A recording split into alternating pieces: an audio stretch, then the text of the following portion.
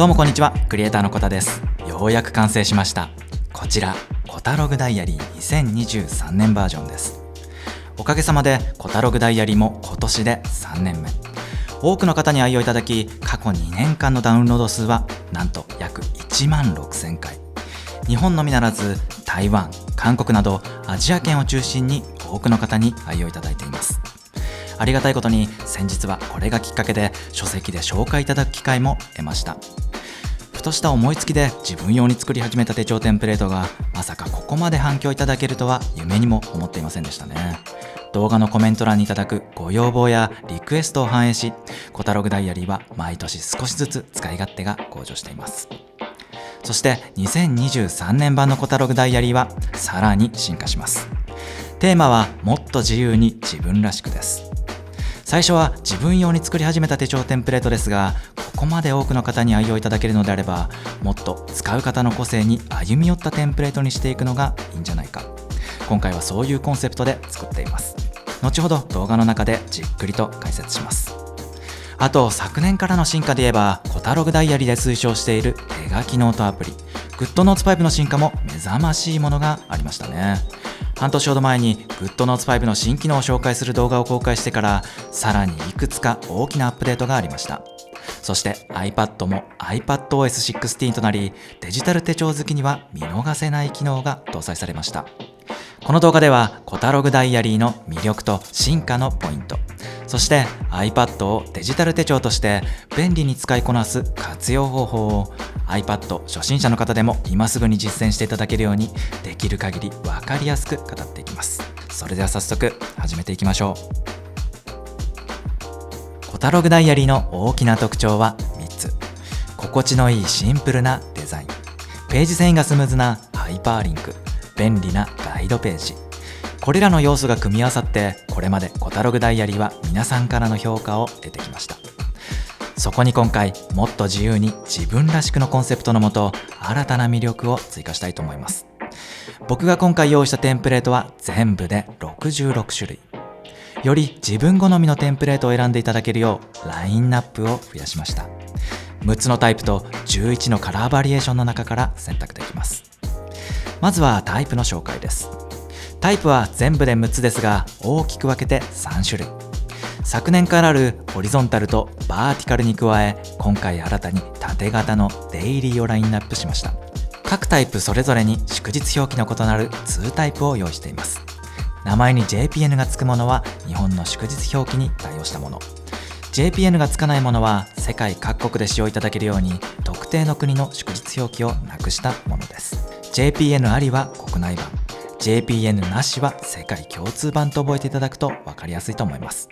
どの iPad でも十分なパフォーマンスが発揮できるよう、全タイプ容量を軽く作っています。まずは各タイプのレイアウトの違いを見ていきましょう。ホリゾンタルタイプから。表紙、年間カレンダー、月間カレンダー、週間カレンダーで構成された全67ページのテンプレートです。週間カレンダーは各コマが縦に並び、時間軸が横に広がるデザインとなっています。右側にはノートエリアを配置し、予定と合わせてアイデアやタスクを書き溜めたい人に最適なテンプレートです。 JPN があるタイプとないタイプの祝日表記の違いはこんな感じです。続いてはバーティカルタイプ。表紙、年間カレンダー、月間カレンダー、週間カレンダーで構成されたホリゾンタルタイプと同様に全67ページのテンプレートです。バーティカルタイプとホリゾンタルの違いは週間カレンダーのレイアウト。先ほど紹介したホリゾンタルタイプは週間カレンダーの各コマが縦に並び、時間軸が横に広がるデザインとなっていましたが、バーティカルタイプはコマが横に並び、時間軸が縦に広がるデザインとなっています。またバーティカルタイプではメモエリアを割愛し、スケジュール管理を優先したレイアウトになっています。スケジュール管理に比重を置きたい人はバーティカルを選ぶといいかもしれませんね。祝日表記の違いはこんな感じです。続いて今回新しく登場したデイリータイプ。デイリータイプはこれまでのタイプとは異なり、縦型レイアウトになっています。表紙、年間カレンダー、月間カレンダー、デイリーページで構成された全379ページのテンプレートです。デイリータイプは日々書き込むことが多い方におすすめのテンプレートです。スケジュールの横には大きなノートエリアを配置しているので、日時に紐付けた情報を整理するのに重宝します。また薄くドット方眼があしらわれているので、水平垂直が認識しやすく綺麗に書き溜められます。打ち合わせの多い社会人の方なんかは会議の内容をメモしたり、イベントの進行と合わせて予定を書き込んだりするのにも最適です。あとデイリータイプは縦型なので iPad のスプリットビューやオーバービューモードなどで使うことが多い方にもおすすめです。祝日表記の違いはこんな感じになっています。続いてはカラーバリエーションです。これまでのコタログダイアリーはネイビーを基調としたどちらかといえばハンサムな印象に仕上がっていました。そこに今回新たに10色プラスし、より自分らしいカラーを選んでいただけるようにしました。採用したカラーは皆さんがカフェテラスでデジタル手帳を楽しんでいる様子をイメージして、そこから連想されるものの色から取っています。ストーン、リーフ、スチール、ダスティーピンク、チェリーブロッサム、ミント、スカイ、モカ、カフェラテ、ミルク、そして定番色のオリジナルネイビー。コタログダイアリーの特徴の一つともなっているガイドページもそれぞれのテーマカラーに合わせた内容になっています。着ている洋服や身につけているアクセサリー、持ち物とトーンを合わせて使っていただくとデジタル手帳ライフが華やかになります。用途や年代で色分けして使うのも機能的でいいですね。このカラーバリエーションの中でスチールだけは少し特殊カラーです。ダークモードに最適なテンプレートです。例えば大学の授業や会社のミーティングで薄暗い室内でプロジェクターを見ながらノートを取るなんていう場面あると思うんですが、そういう時はダークモードでスチールカラーのテンプレートを使っていただくと便利です。見やすく周囲への配慮も万全です。目への負担も軽減できます。明るい色のペンで記入してください。さて今年はどのテンプレートでいくか決まりましたでしょうか。続いては具体的な活用方法です。実際に予定を書き込みながらどんな感じで使うかお見せしたいと思います。コタログダイアリーで推奨しているアプリ GoodNotes5 を使って使い方を紹介します。テンプレートはホリゾンタル JPN のオリジナルネイビーを使います。まずは年間カレンダー。年間カレンダーは手帳のナビゲーションを兼ねています。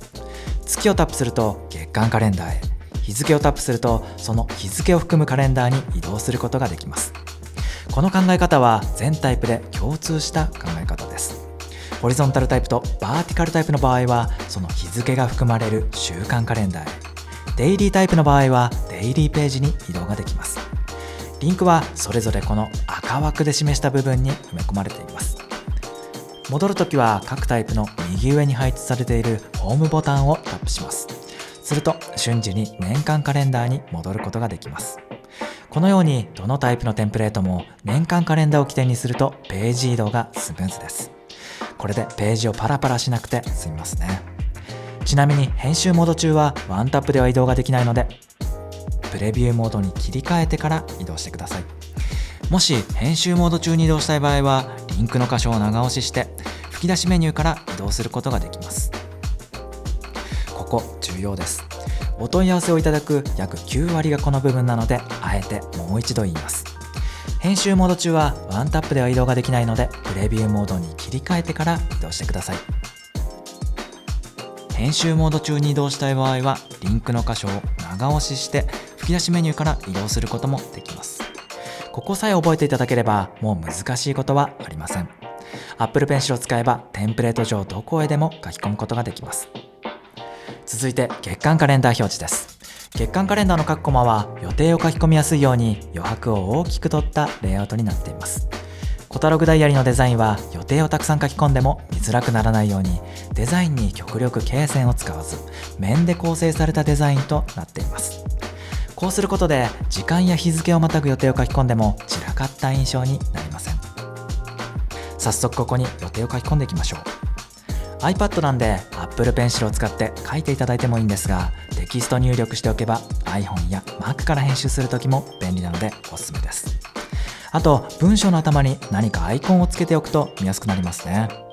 僕はまるで統一で使っていますが、可愛らしいのがお好きでしたら Apple デバイスには可愛い絵文字がたくさんプリインストールされているので、この絵文字を使ってみるのもページが華やかになっていいですね。GoodNotes5 はテキスト文字、手書き文字どちらも検索が可能です。左上の検索から社内会議と、ほらこんな感じでどちらもちゃんと検索に引っかかっているのがわかります。結構雑に書いてもしっかりと検索できます。これでアナログ手帳のようにあれどこに書いたっけっていうことももうありません。もちろんコピペもできますし、予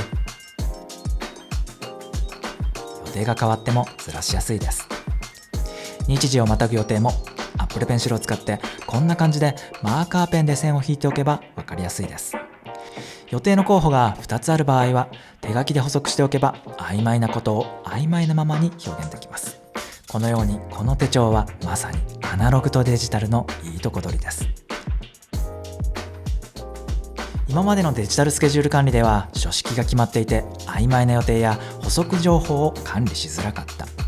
アナログ手帳は好きだけど書いた場所がよくわからなくなる。そんな悩みがあった方にこそぜひ使っていただきたい手帳です。そしてアナログ手帳好きの方やいまいち手帳きれいに管理するの苦手なんだよねって方も日々のスケジュール管理が視覚的にもスマートに管理できるようガイドページには僕がおすすめするカスタムカラー設定や便利なステッカー、役立つ情報なんかを掲載しています。このガイドページへの動線は各ページ上部に固定表示されています。タップすると外部リンクを許可するポップアップが表示されるのではいをタップするとサファリが起動しガイドページが表示されるので上部の3点マークをタップしてスライドオーバーを選択すると画面上部にフロートされどちらも操作しやすい状態になるので使いやすいです。使わないときは画面外にスッとスワイプすれば邪魔になりません。再び使いたいときは内側へスワイプ、もう一度ガイドボタンを押していただいてもスッと表示されます。ガイドページには僕がおすすめするカスタムカラー設定が掲載されています。このカラーコードをタップするとクリップボードに自動で数値がコピーされるので GoodNotes 5のプリセットを開いてペースト。こんな感じでカラー登録しておくといつでも統一感のある色が使えて便利です。もちろんここは好き嫌いあると思うのでお好みに合わせて自由にアレンジしてみてください。続いては週間カレンダーです。早速ここに予定を書き込んでいきましょう。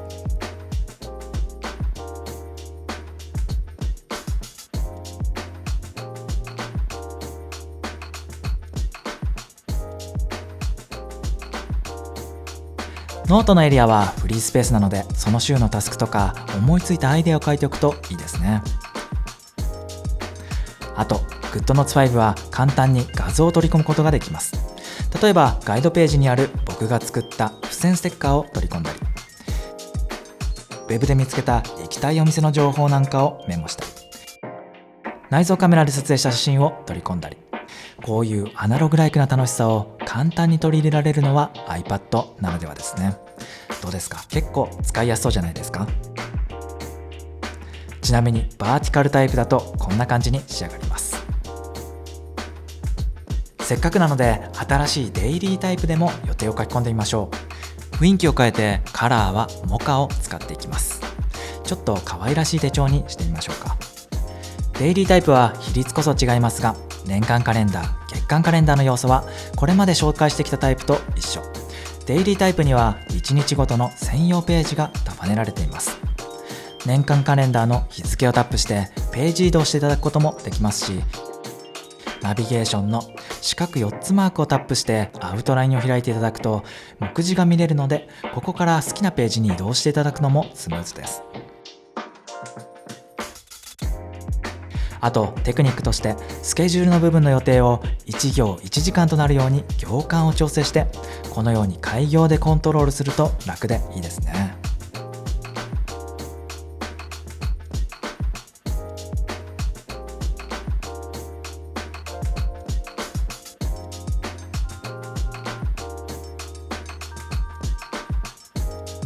iPad は Any フォントなどのアプリを入れるとお好きなフォントをインストールできるので標準ではインストールされていない可愛らしいフォントを使うことも可能です。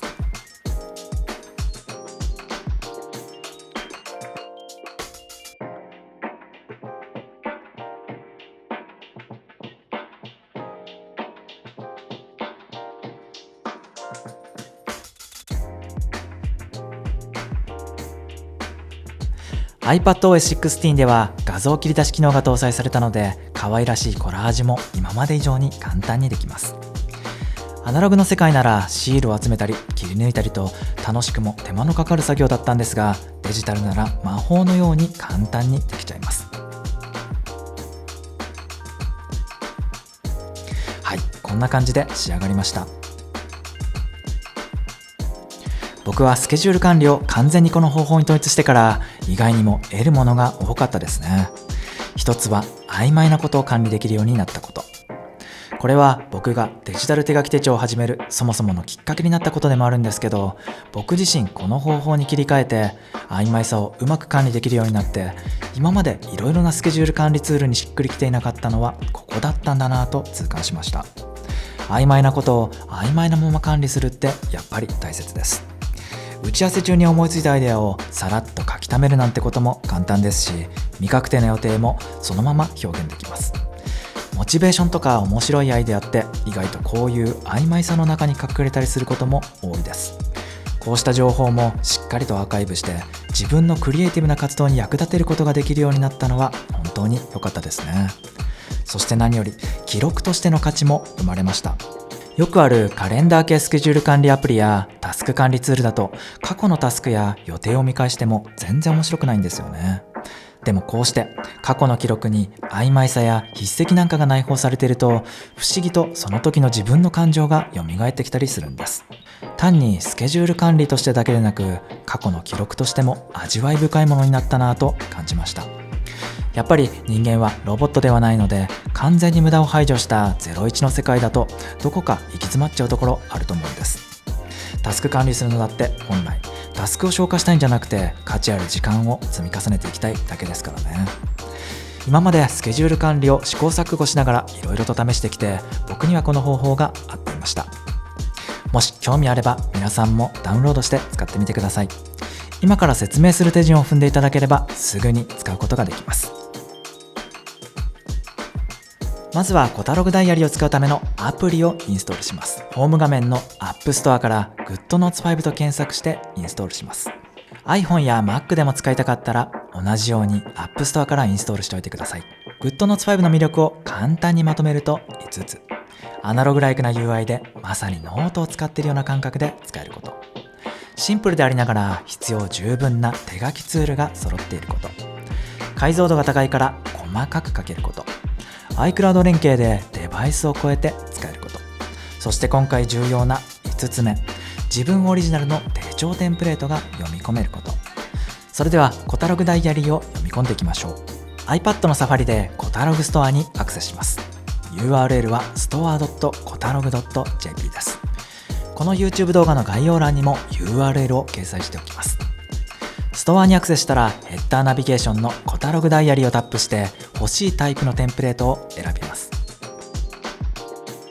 カラーバリエーションの中から好きな色を選択します。カートへ追加、購入へ進みます。メールアドレスなどの情報を入力してクレジットカードまたは Apple Pay、Google Pay で決済ができます。注文完了。そのまましばらく待つとダウンロード Now のボタンが表示されます。タップするとダウンロードが開始されます。はい、これで端末にダウンロードができました。手続きが完了するとご登録いただいた E メールにもダウンロードリンクが送られてきます。このリンクからアクセスいただいてもダウンロードすることができます。万が一データに不備があってアップデート版をお送りする場合もご登録いただいた E メールアドレスにご連絡します。